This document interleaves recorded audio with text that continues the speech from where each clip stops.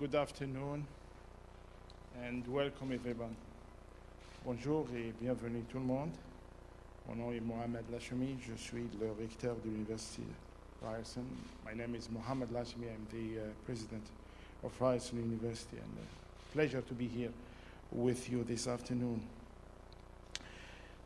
I would like to start by something that we do here at Ryerson, and this is really to acknowledge the land. Toronto is the dish with the one spoon territory.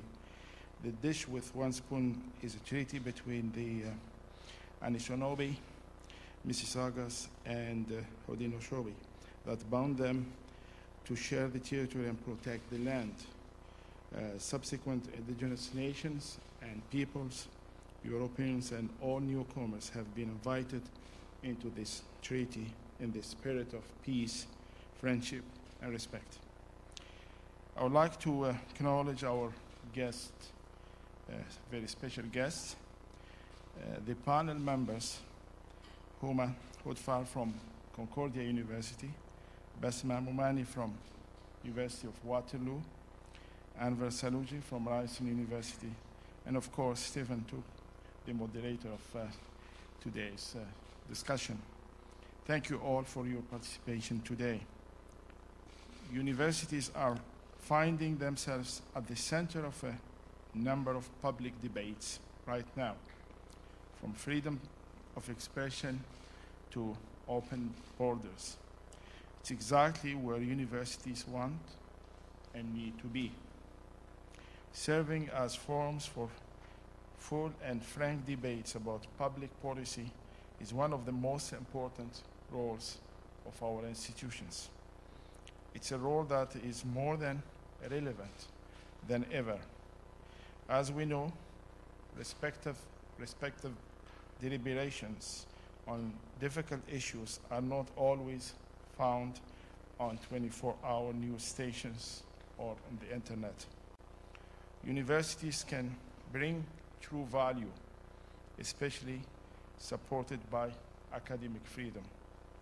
Social sciences play a critical role too. Research and scholarly activity in humanities and social sciences are so important in the debates that dominate public discourse. The social sciences can provide the context, the history, the evidence-based ideas, and much more. Policy informed by facts is the basis for sound decision-making, a healthy democracy, and a better society. As I close, I want to make a point about values. Social responsibility is part of our mandate as institutions at universities. Equity, diversity, and inclusion are values at Ryerson and most other universities.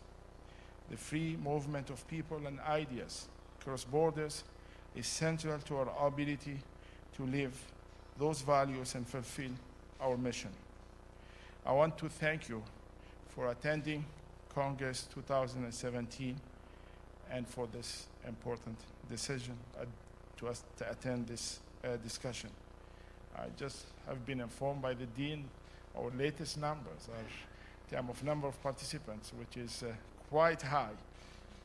I believe it's 9,850 something. So, congratulations.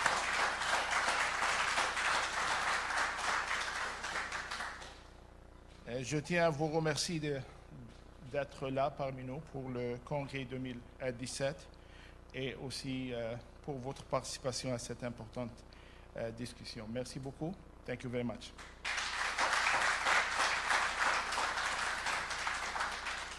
Well, thank you very much, Mohamed. And I must say that the Federation for the Humanities and Social Sciences is thrilled to be partnering with Ryerson University, not only on the Congress as a whole, but on this event in particular. And we do want to thank all of the people who made this happen. Comme l'a mentionné Mohamed, mon nom est Stephen Toop et je suis l'ancien président de la Fédération des sciences humaines.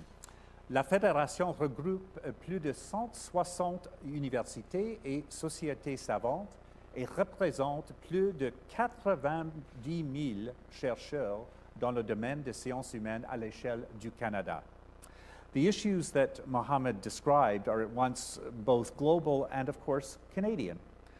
A new report released in April from the expert panel on fundamental science, chaired by Dr. David Naylor, identifies a critical role for research and teaching to help citizens understand culture, history, politics, and to equip us with insights to respond to current and future problems.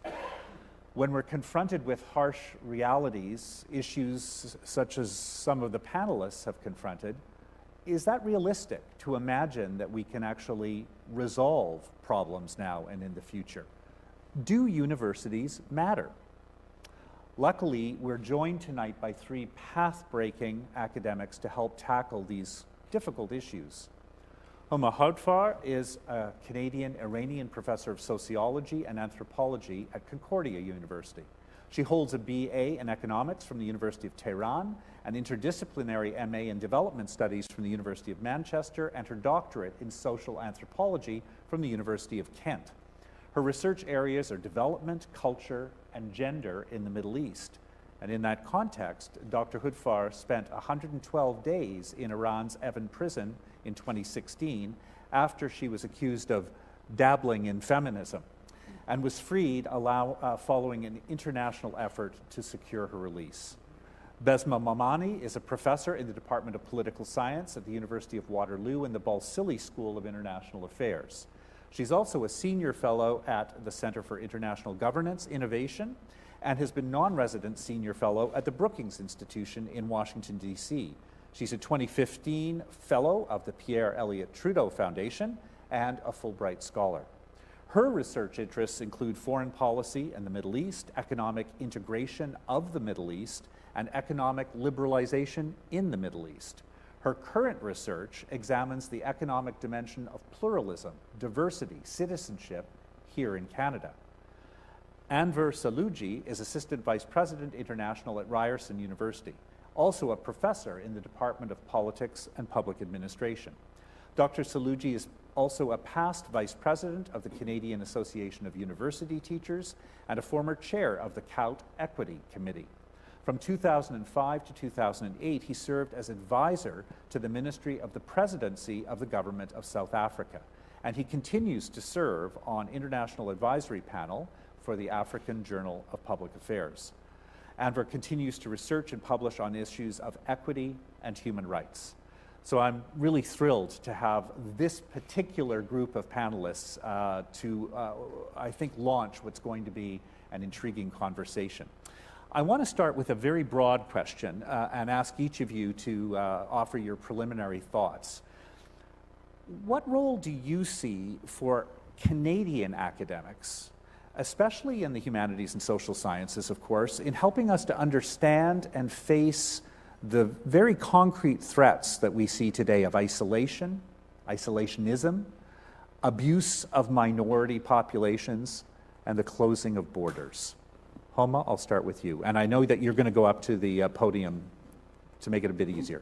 Yes, I would rather stand when I talk because courtesy of Evin prison, I have damaged my vocal cords, and sometimes when I'm sitting, it's a bit harder to talk. Anyway, before I start to make my comments, I just want to also thank everybody, because I know a lot of you have been involved in signing petitions, writing letters, and thanks to your efforts, I'm back in Canada, back home, and with you. Thank you.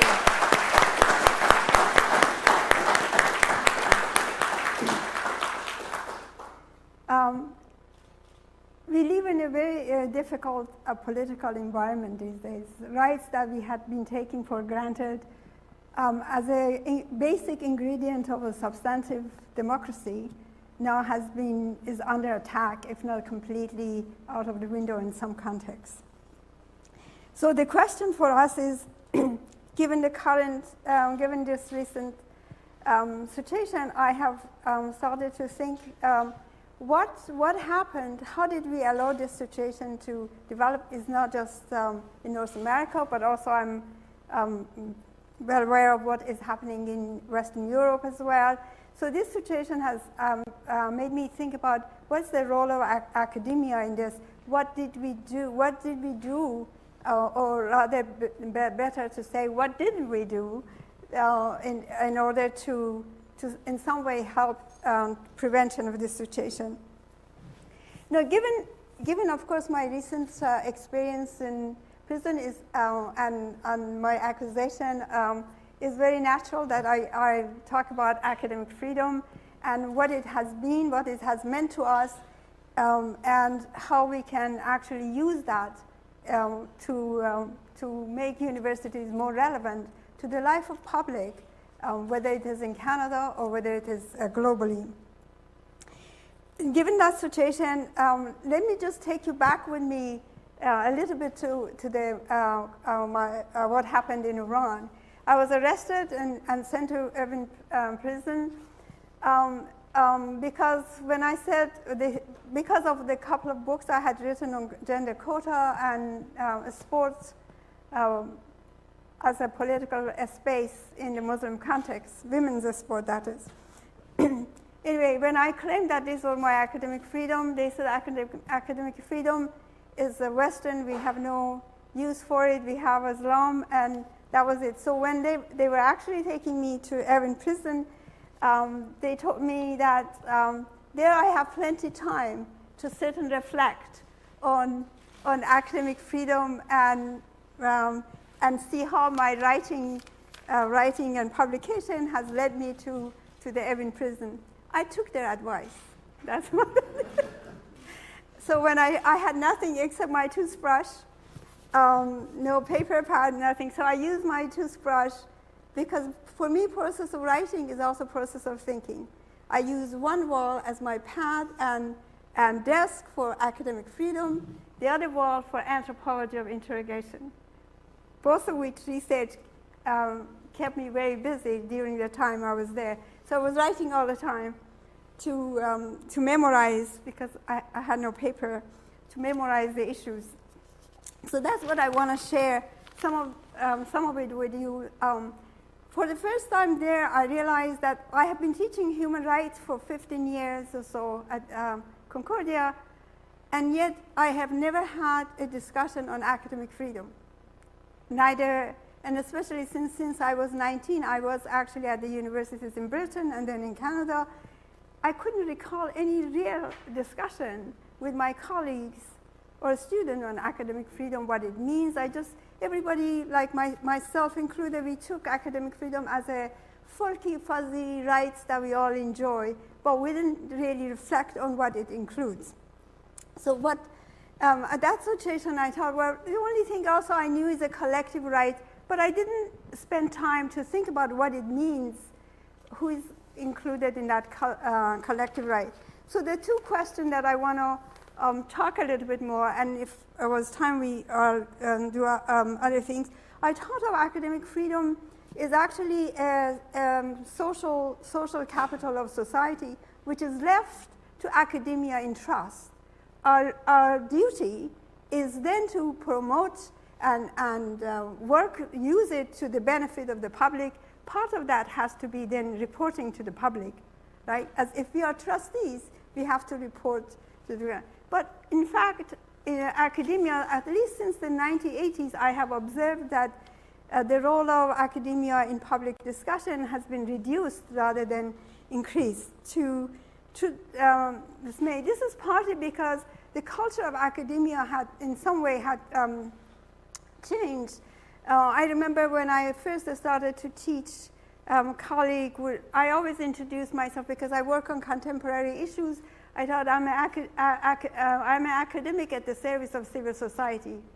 One of my well-meaning colleagues reminded me that's not a good self-definition, because people would assume that my work isn't as serious. If they will undervalue my work, especially after all, I'm immigrant. So that was very interesting, which it has been left with me.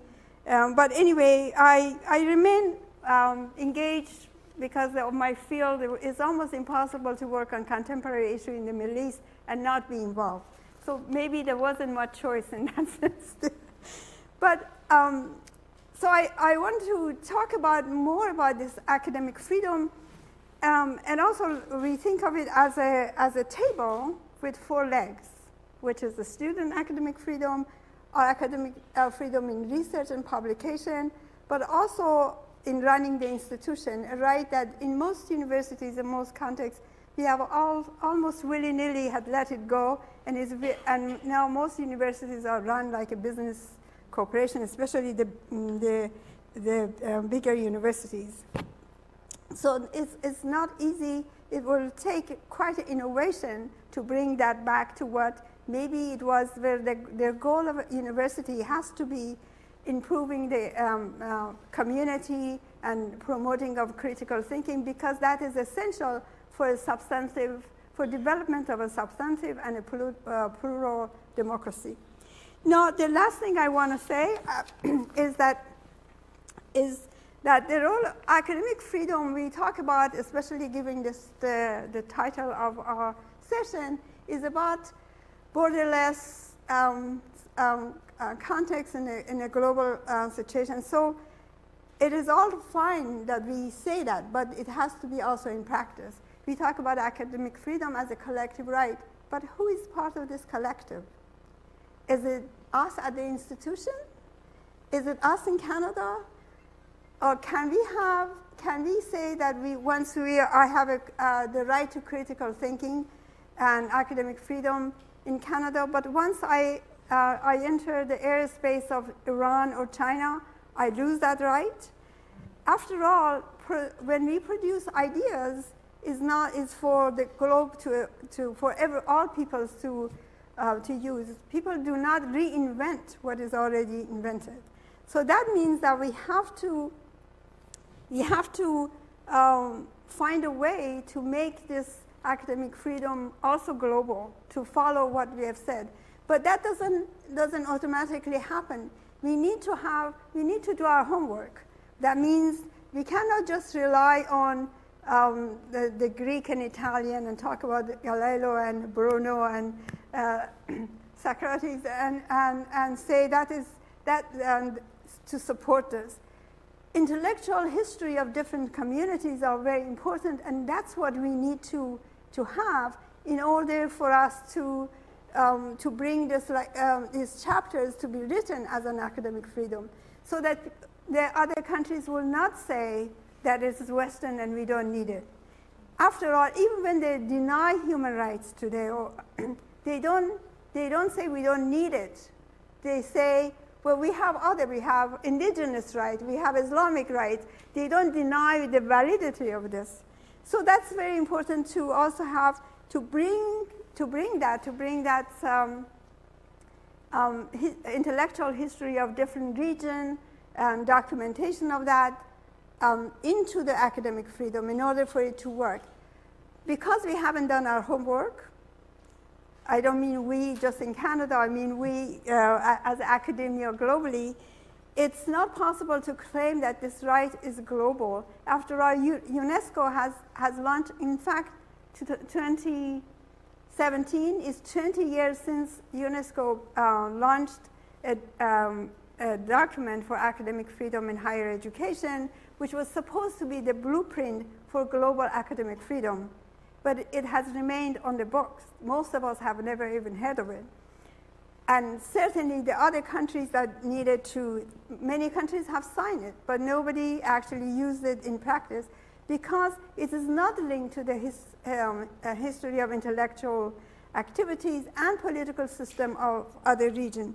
So my suggestion is that maybe as part of this work, we start looking at actually bringing those chapters of intellectual history of intellectual life of the other cultures and region into this debate, and so that when we talk about, it's not as just the West has the right to critical thinking. I mean, critical thinking has an old history as much as old as human societies. So it's not anything new, but we haven't documented, we haven't included other forms into this debate.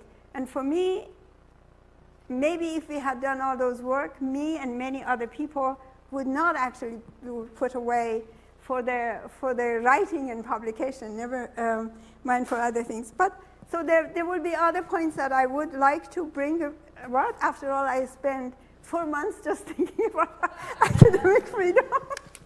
But I think I stop, and so that my colleague can continue the discussion. Thank you. Thank you.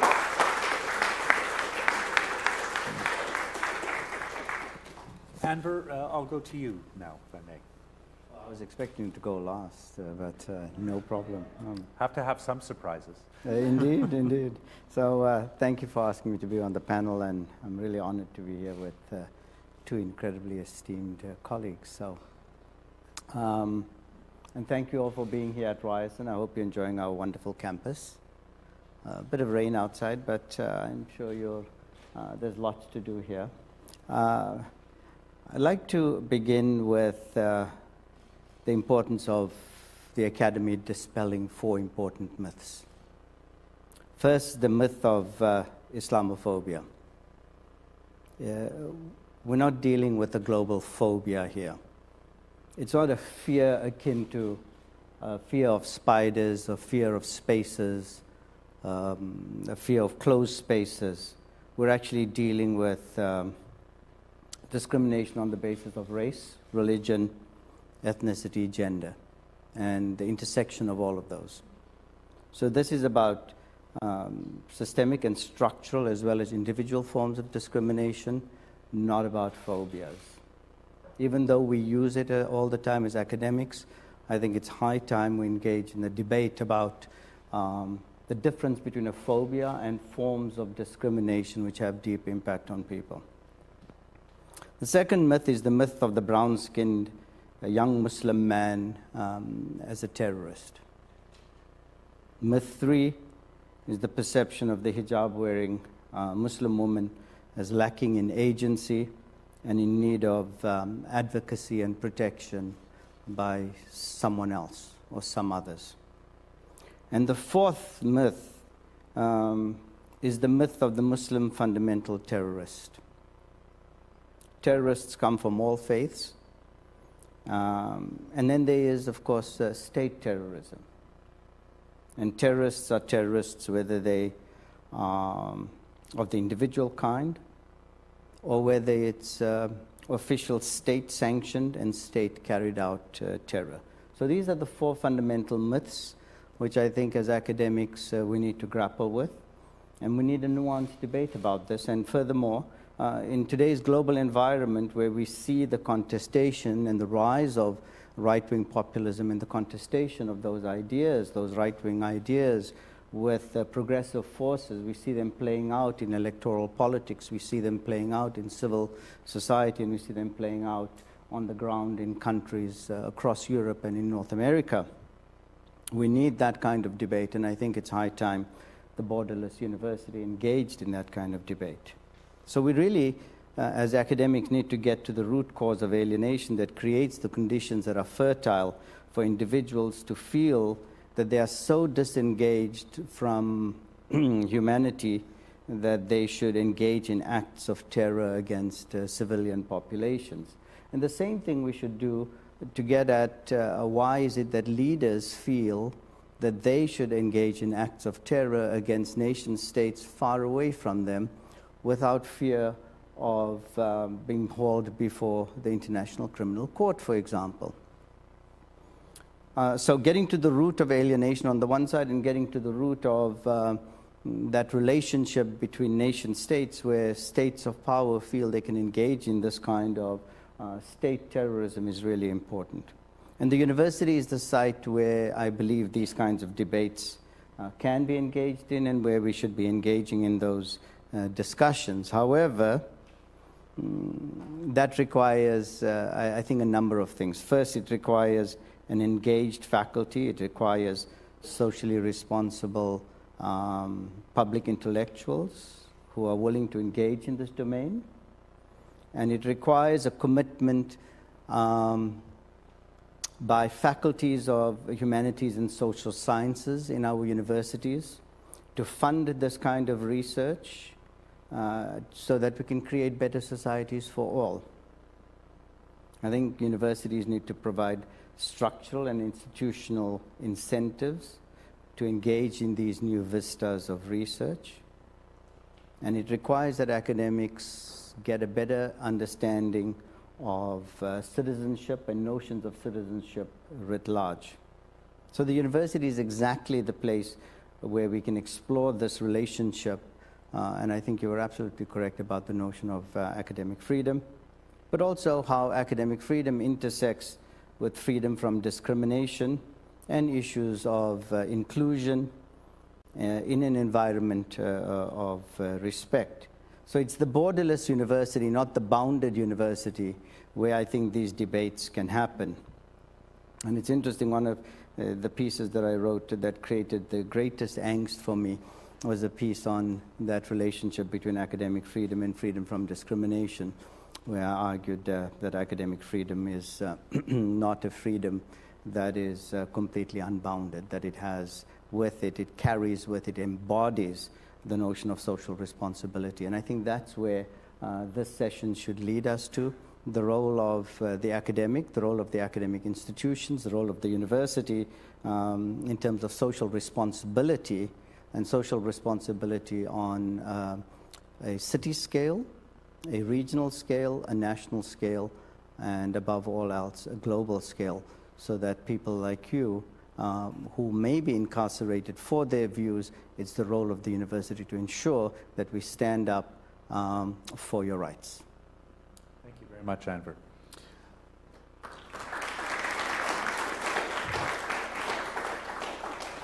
Besma. Thank you, Stephen. So you had the question of whether or not universities matter, I think, is really at the core of what we need to talk about. And I dare say I think we are going to become irrelevant if we don't change things from within. And so I hope I can use this opportunity to be a bit candid, and the beauty of being around family and friends, think of everybody here as family and friends of academia, is that we can talk about this in an honest way. So there's a couple of things that I see, if I could be sort of big thinking in terms of how this is playing out today. We're all conscious of the rise of populism. And, you know, I think this phenomena is something that is underappreciated, even by us as academics. We're now sort of scrambling to think about it, but to put it in the context of how did we get this far? How did we get this far to see the likes of someone like Donald Trump in power? How did we get this far to see people like Marine Le Pen make it to a runoff? Someone like Wilders, who gained seats, not lost seats. I mean, you know, we have this narrative that we've beat populism, but actually populism is just, you know, on the cusp, I think, of coming and being something so potent and dangerous. And I would say that universities are under attack by populism. I think that we can't escape the reality that we are everything that populists hate. You know, this is something that we need to think about. And we're not doing a service to ourselves because we don't actually engage in a conversation that the people, because populism is about people.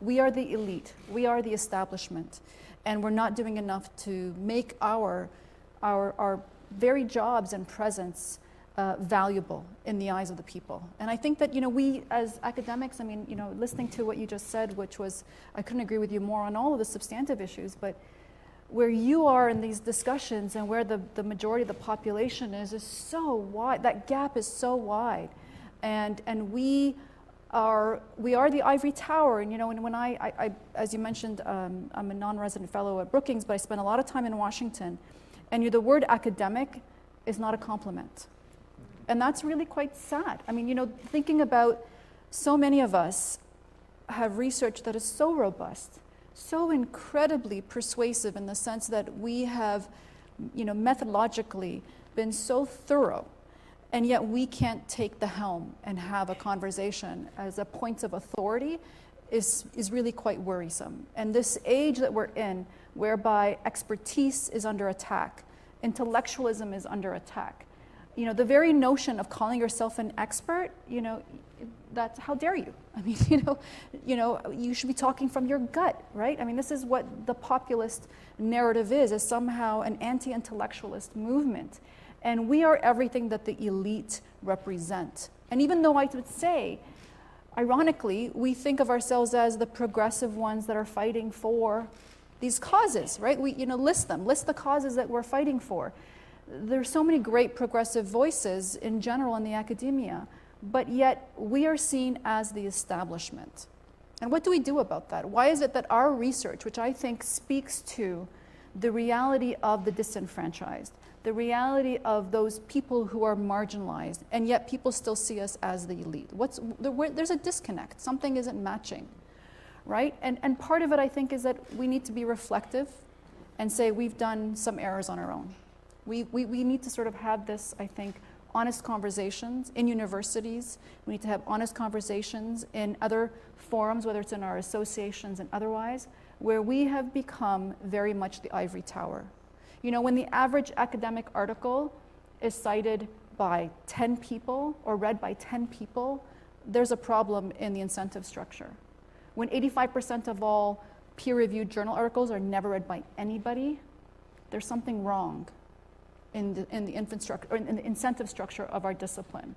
You know, the fact that we are not rewarded to actually engage in the public. And I think this is something that we need to have a conversation with. You know, I'm airing dirty laundry, so I apologize. But there is no real incentive for us to engage with the public. Let's be honest. As an academic with now more mindful of being a full professor and having younger scholars that I have to mentor, I tell them, and I say this with, you know, a heavy heart, so to speak, don't engage in, you know, forget the blogs, forget the Twitter account, forget, you know, all of that. Don't write an op-ed, don't engage in the public, because the reality is we still discriminate against ourselves for doing that in hiring practices and promotion. And yet the university administration says we want more of this. Well, that's wonderful. And SSHRC obviously has a whole lovely page called Knowledge Mobilization Plan, which is still the very title on its own is giving an academic, you know, gobbledygoof for saying engagement, right? But it's all frankly, you know, just going through the motions, right? I mean, I can't tell you how many seminars I've been to where it's come talk about Knowledge Mobilization Plan as a checkbox. This is what you do. Say you're gonna, you know, have, as we all know, webinar, da-da-da. We're just going through the motions, you know, we all know what to say, but none of us follow through half the time. Or frankly, many of us are not really incentivized to actually do it. We still end up doing the same thing we're always doing, which is peer-reviewed publications. So something's gotta give. We gotta get our voices out there. If we don't fill that vacuum, somebody else is going to. And you know who that is? It's the pundits. You know, it's the people who have, as my kids tell me, you know, the 1 million followers who are really influential, you know, on social media. My point is that there is a vacuum out there for knowledge, for voices of reason, for the public intellectual, and we're not filling that gap because we're not incentivized in the university system. We're not incentivized in our granting agencies, with all due respect to the lip service that we all pay to it, and we're not incentivized from the very beginning in the entire hiring process of who we bring into the academy. We still look for the very ones who are able to, you know, publish or perish. We don't look for the academic who is the public intellectual to come into our ranks. And so we need to have an honest conversation with ourselves, because again, my fear is I look at this and I stand back and I say universities are not only going to be, I think, increasingly shifting towards more of the precarious sessional types, which is a whole other dimension and debate we need to talk about. But the other challenge too is that universities are no longer going to be able to depend on the public funding they once did. It's shifting to foundations. It's shifting to the public. It's shifting to alumni. I'd love for university administrators to talk about this, but alumni are the ones that are giving so much money that make sure that these desks and chairs are all here. And if alumni don't see us as being relevant, right, we're going to lose out on that very important funding source. So the whole mechanism of how universities run is changing. And we, unfortunately, we don't like to talk about this as, you know, as being a, you know, this is a tool of marketing, or somehow we need to be out there and to advertise our universities. But this is the reality. This is the funding model of universities today that we need to think about. So I think that, you know, taking this all together, I would just say that we need universities more than ever. We need universities more than ever, because if we don't fill that gap, you know, Plumber Joe with 1 million followers will, and they'll put him on CNN and make him an expert. This is the sad part, is that there is an age today where it's people who can speak from the gut now have the voice of authority.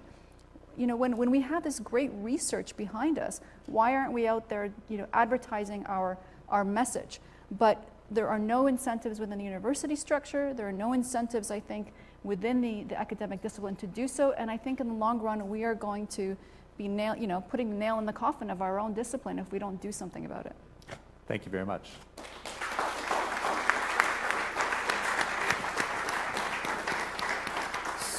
Before going to questions, I just want to tie together a few of those remarks and ask one question myself, if I may. So you started by talking about academic freedom as a trust, and I actually agree with that. I think it's exactly the right way to think about it. And then we've been talking about public intellectuals. We've been talking about the ability that we do have to take platforms if we choose to, and everyone here does in fact do that. But I do wonder sometimes whether part of the problem is that when we take those public platforms as intellectuals, that we actually come across as sort of hectoring know-it-alls who use language that people don't understand. We talk about concepts that are so removed from people's lived experience that we actually are not really executing the trust, that we are not executing and exercising academic freedom in a way that can connect to people.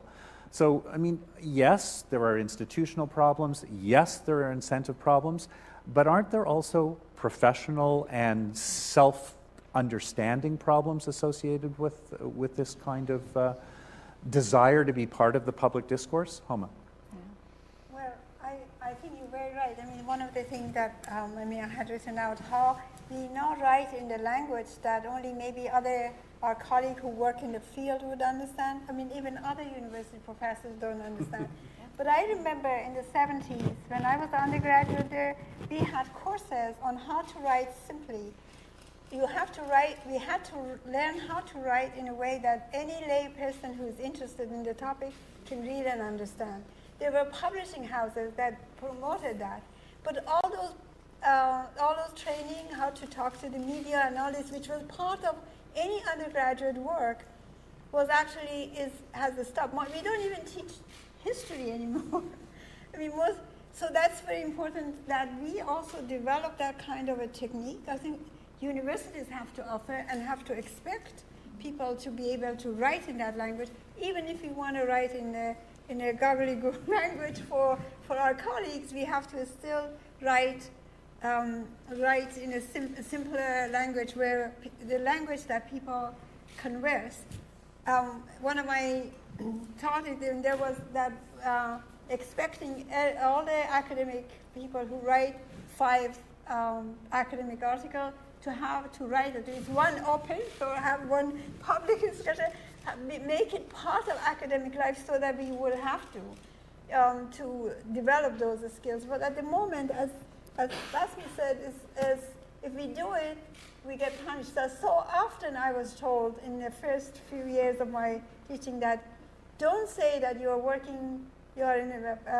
Women Living Under Muslim Laws, which is a network of women from the Muslim context working with each other.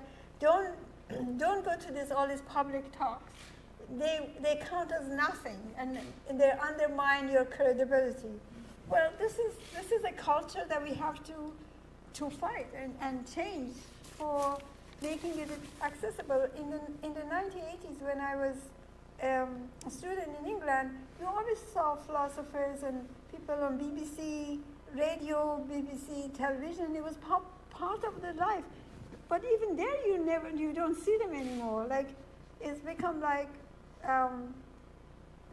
talk show and music. There's no intellectual content there. So. Desmond? Yeah, I mean, I couldn't agree more. I think it's a big issue, but I think we're doing a disservice by using our own lingo and jargon and not being able to speak to the public. I mean, you know, the beauty of having teenagers is that, you know, they're intelligent enough to understand almost anything if you could communicate to them well. And I think that this is what we need to do. We need to pitch our ideas and research to teenagers. They're really great at asking questions, and I find that personally for me, that allows me to always be able to have an intelligent conversation. We need to be able to have the old-fashioned conversation with, you know, people around a kitchen table to explain our research. If you can't sit around a kitchen table and discuss it, then we've pitched it too high, and we do that a lot. Andrew, you talked about embodied social responsibility. I mean, isn't part of that actually communicating effectively in ways that people can process? You know, there's a fine line between the complexity of the ideas that we're dealing with and being totally reductionist when you try to bring it down to the level of a soundbite.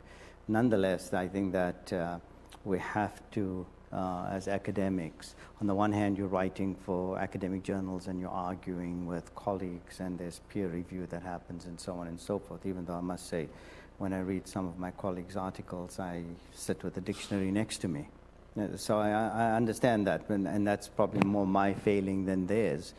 But we do have a responsibility to make our language accessible, because if we don't, we lose the political fight. And I think you were absolutely right.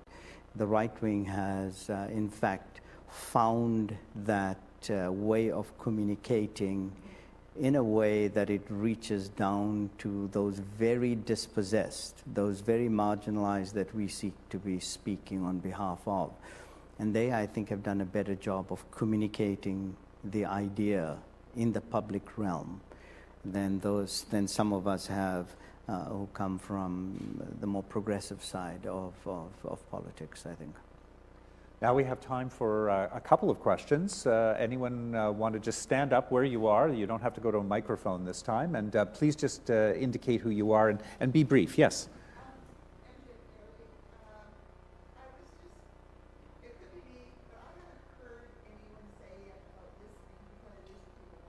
Mm.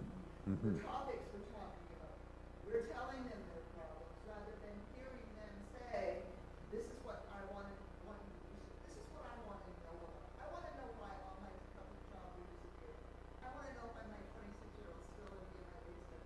I want to know all of this. And we're not doing that. We're saying you need to know this, you need to know this, you need to know this. Thank you very much. I'm going to take 2 or 3 questions. Yeah, no, it's a good, it's a great question. Right behind you. Yes.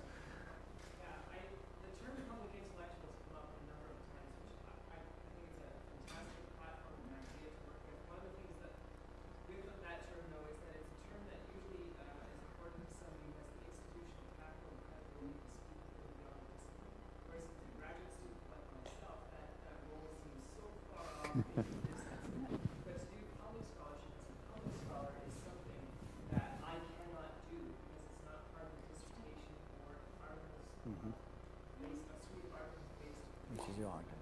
So one of the things that someone early on said to me is just do the things that you want to see. So we built a program called Communities of Western. 6 years later, it's still the same policy in place, and it still means that none of it counts for anything towards undergraduate application. We need to address the socialization process. How do we expect people to value engaged work if you don't train them that level? So my question is, for graduate students, what can we do to push for policy reform to change the way in which the completion model works so that this work practice? Thank you. Let's actually try and respond to those, and we may have time for a couple more, but I'm not sure we will. Who wants to start on that? Well, Go ahead. I start with the first question. I think it's very important. Actually, one of the issues that I have been raising is that scholars have to work with the community. In the process, of course, yes, we need to sometimes modify our methodology, our understanding, but we also learn from them. So the work we do is will be much more relevant to the needs of the community than just our reflection of what the need may be. That doesn't mean that we shouldn't work on topics that we are interested, but after all, the work we do and the public is funding our work, we have to also be able to respond to those needs. As Basma said, if we don't do it, then the other people will come and they know how to listen, and how to respond to the needs, even though they may not be able to deliver, as we can see what is happening in North America.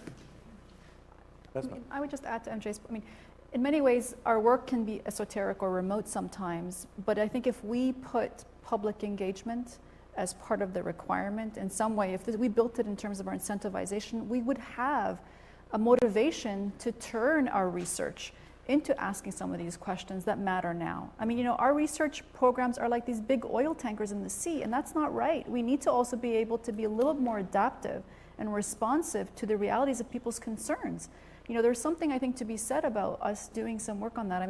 There's this great quote I saw on Twitter, bear with me here, but this, elites tell us how to live our lives, but can't change the oil in our car, right? There's this, it sounds so cheesy, but I think that we need to start talking about these issues, right? We are so disconnected from what's happening in terms of, the so-called Main Street views, and we need to do more. In terms of the graduate student, it's not up to graduate students. You guys should not be the ones fighting the fight. Absolutely not. It's administrators, it's full professors like myself who frankly have the job security who should be making this fight. And I think that, graduate students, I see the hunger in younger people, if I could be blunt.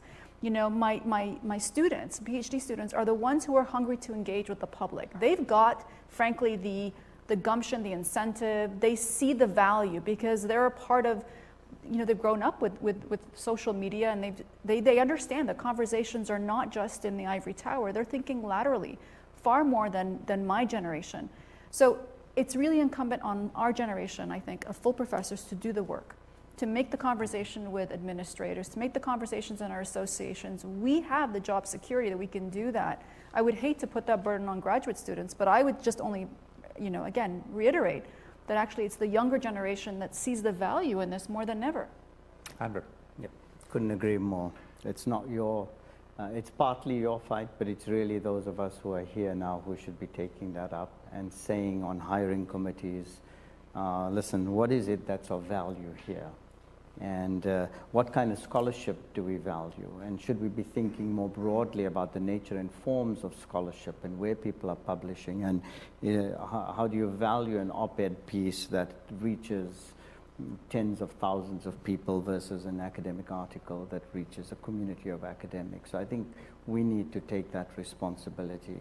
And I think your point about public intellectual is really interesting because, again, the public intellectual should also be the public activist. And I think that's the domain in which we engage with the public. We can utilize the skills that we have and bring them to bear on doing the kind of research that's needed, required by communities, engaging with communities, being responsible to communities for the kind of research that we do. And not see communities as simply repositories of information that we require and then churn out our papers, but actually go back to the community and give back and pay it forward in some way. So I think that relationship between being a public intellectual and being a public activist is for me really quite important, and I've tried to live that through my life as well. Secondly, and this goes back to the first question, getting to know the community, I think is you're absolutely spot on. We should be dealing with those kinds of questions that people need. What's happened to our jobs? Why is our community the way it is? Why are we facing the kinds of problems we're facing? And why are my children in my basement? I just kicked mine out, but yours are gone on Thursday. So I think that's absolutely correct, but that shouldn't detract from us also engaging in the bigger global kinds of questions, right? So sure, for those of us who are really engaged with that, it's really important to straddle both kinds of questions, and one shouldn't be done to the exclusion of the other. If I can abuse my role for a second, I'm really struck by the comment from graduate students around socialization, because I think you're absolutely right. That's the key. And I have to say that my experience has been very different because I started my academic life in a professional school. And I grew up in a law school, so to speak, and right from the beginning, there was actually an expectation of engagement, going to speak to parliamentary committees, actually writing things that people read in the public sphere, et cetera. So I was always empowered in that way. But when I became a university president and I had to review tenure files for every discipline, frankly, what shocked me was the extent to which colleagues themselves at the hiring committee level and then the tenure committee were imposing their own past socialization on a new generation of graduate students. And the questions were always, what are the peer-reviewed articles you published and how much money have you brought in research grants? It frankly disturbed me as a university president that that was the measure. And so I just want to pick this up. It's not really possible to fight that as a graduate student, but professors collectively, I think, have a responsibility to resist that model and to start changing it. I think it's the only way it's going to happen. It's not going to happen top down. It actually has to happen at the departmental level where these decisions are originally made, I think. Look, please join me in thanking our wonderful colleagues.